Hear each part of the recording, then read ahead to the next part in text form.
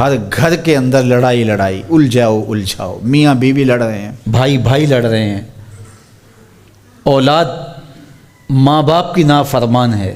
یہ معاشرہ جینے کا معاشرہ ہے؟ زندگی ہے یا کوئی طوفان ہے؟ ہم تو اس جینے کے ہاتھوں مر چلے۔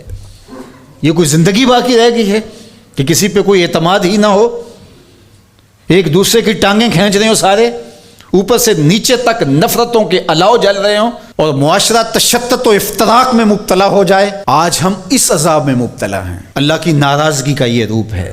ایک حدیث دیکھیے، حضور نبی رحمت صلی اللہ علیہ وآلہ وسلم نے زلزلوں کے اسباب اور اشراط قیامت کو بیان کرتے ہوئے ارشاد فرمایا، اذا اتخذ الفیء دولا، جب مال فے، حکومتی خزانہ لوگوں کی ذاتی دولت بن جائے، والامانۃ مغنما، اور امانت مال غنیمت سمجھنے لگ جائیں۔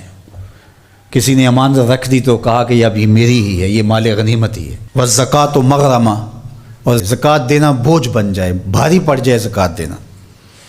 وتعلم لغیر الدین، اور دینی تعلیم بھی طلب دنیا کے لیے حاصل کی جائے۔ وَأَطَاعَ الرَّجُلُ امْرَأَتَهُ وَأَكَّ أُمَّهُ، بندہ اپنی بیوی کی بات ماننے لگ جائے گا جب، اور ماں کی نافرمانی کرے گا۔ بیوی کہے کہ مجھے یہ چاہیے تو 1 منٹ نہیں لگے گا، قرض بھی اٹھا لے گا، اور ماں کہے تو 100 بہانے کرے گا، حالانکہ ماں تو کہتی نہیں ہے۔ کبھی مجبور ہو تو اس کی زبان سے نکلے تو نکلے، لیکن اس کے لیے ماں بھاری پڑ جاتی ہے۔ وَأَدْنَىٰ صَدِيقَهُ وَأَقْصَىٰ أَبَاهُ، فرمایا دوست نیڑے ہوں گے، باپ دور ہو جائے گا۔ دوستوں کو ملنے جا رہے ہیں، دوستوں کو وقت دے رہے ہیں، لیکن باپ سے دوری ہو جائے گی۔ وَظَهَرَتِ الْأَصْوَاتُ فِي الْمَسَاجِدِ، اور مسجدوں میں آوازیں بلند ہونا شروع ہو جائیں گی۔ مسجدوں کے تقدس کا، اللہ کے دربار کا ان کو خیال نہیں ہوگا۔ ڈی سی کے کمرے میں جائیں گے تو مؤدب ہو کے کھڑے ہوں گے، لیکن اللہ کے دربار کے اندر ان کی وہ کیفیت نہیں ہوگی۔ وَصَادَ الْقَبِيلَةَ فَاسِقُهُمْ وَكَانَ زَعِيمُ الْقَوْمِ أَرْذَلُهُمْ، قبیلے کا سردار فاسق ہوگا اور قوموں کے سردار ذلیل ترین لوگ ہوں گے، غنڈے سردار بن جائیں گے۔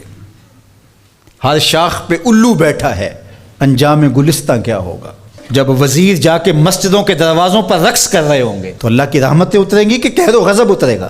وَأُكْرِمَ الرَّجُلُ مَخَافَةَ شَرِّهِ، لوگوں کی عزت ان کے شر سے بچنے کی وجہ سے کی جائے گی۔ وَظَهَرَتِ الْكَيْنَاتُ وَالْمَعَازِفُ، گانے والیاں بجانے والیاں عام ہو جائیں گی، ان کو ایوارڈ دیے جا رہے ہوں گے۔ گانا بجانا یہ ایک آرٹ بن جائے گا، فن بن جائے گا۔ وَشُرِبَتِ الْخُمُورُ، اور شرابیں پی جانے لگیں گی۔ وَلَعْنَ آخِرُ هَٰذِهِ الْأُمَّةِ أَوَّلَهَا، اور اس امت کے آخری لوگ پہلے بزرگوں پر لعنتیں ڈالیں گے۔ آپ سوشل میڈیا اٹھا کے دیکھ لیں، 20 25 سال کے چھوکرے بیٹھے ہیں اور گالیاں کبھی امام غزالی کو دیتے ہیں، کبھی امام بخاری کو دیتے ہیں، کبھی بایزید بستامی کی پگڑی پھاڑنے کی کوشش کرتے ہیں، کبھی ابن عربی کو کافر کہہ رہے ہیں۔